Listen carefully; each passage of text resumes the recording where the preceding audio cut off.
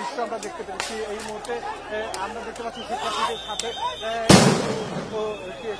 এই শিক্ষার্থীকে বাদ করে যাচ্ছে, যারা শিক্ষার্থী ঢুকে পড়েছে তাদেরকে বের করে নেওয়ার জন্য। কারণ আমরা দেখেছি সচিবালয়ের ভেতরে সচিব থেকে শুরু করে বিভিন্ন ধরনের গুরুত্বপূর্ণ যারা কর্মকর্তা রয়েছেন তারা আটকে পড়ে আছেন এবং তাদেরকে পরবর্তীতে শিক্ষার্থীদের সরিয়ে দেওয়ার পরে তারা বের হয়েছেন এক এক করে।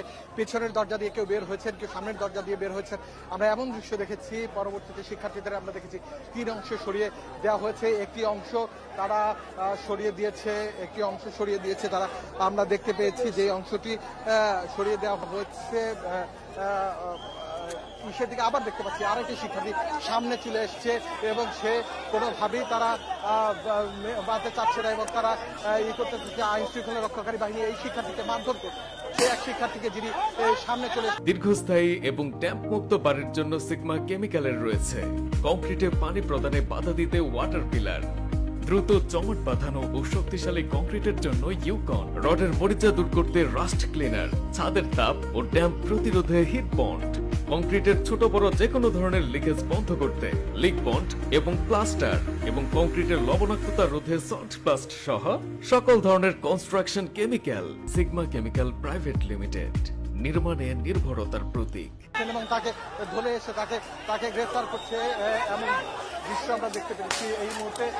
আমরা দেখতে পাচ্ছি শিক্ষার্থীদের সাথে এই শিক্ষার্থীকে বাদ করে যাচ্ছে এবং যেই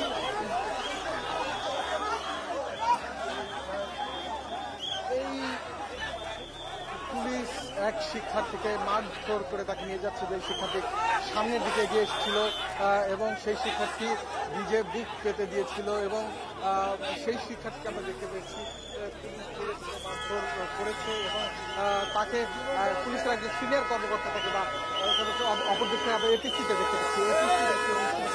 সামনে দিকে যাচ্ছে এবং আমরা এই অপরদিক থেকে আবার পুলিশের পক্ষ থেকে ধাওয়া দেওয়া হয়েছে এবং এপিসি থেকে ধাওয়া দেওয়া হয়েছে শিক্ষার্থীদের যারা স্টেডিয়াম দিকে চলে যাচ্ছে। অপরদিক থেকে একটি সামনে এপিসি সেই দিকে সামনে যাচ্ছে। এই অবস্থায় এই এলাকায় রণক্ষেত্র পরিণত হয়েছে। ইট পাটকেল নিক্ষেপ থেকে শুরু করে সবকিছুই এখানে চলছে মুহুর্মুহু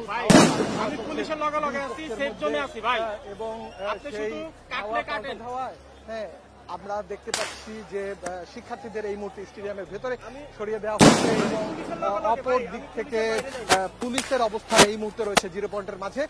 এক শিক্ষার্থীকে গ্রেফতার করে নিয়ে যাওয়া হচ্ছে এমন একটি বিষয়। গ্রেফতার বলা যাবে না, এটাকে সাময়িক আটক বলতে হবে। সাময়িকভাবে আটক করা হয়েছে এমন একটা দৃশ্য আমরা দেখতে পেয়েছি। যে শিক্ষার্থী স্টেডিয়ামের সামনে থেকে ঠিক সামনে হয়ে আরো সামনে এগিয়ে আসছিলেন সেই শিক্ষার্থীকে আটক করা হয়েছে এমনটা দেখতে পাচ্ছি। এই মুহূর্তে এই এলাকা রণক্ষেত্রে পরিণত হয়েছে এবং শিক্ষার্থীদের স্টেডিয়ামের ভেতরে অপর একটি দিকে গুলিস্তানের দিকে সরিয়ে দেওয়া হয়েছে। যে শিক্ষার্থীদের এছাড়া পুলিশের পক্ষ থেকে বলা হচ্ছে